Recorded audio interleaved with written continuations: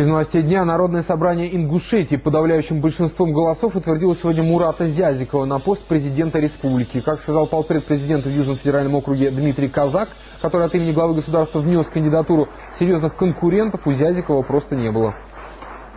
Есть люди с различными политическими взглядами, но Мурату Магомедовичу удалось консолидировать мнение людей и доказать то, что он может работать со всеми политическими партиями, движениями, с людьми с разными политическими убеждениями. Очень много еще проблем нерешенных, вопросы создания рабочих мест, это мы эту работу проводим. У нас есть план социально-экономического развития, программа.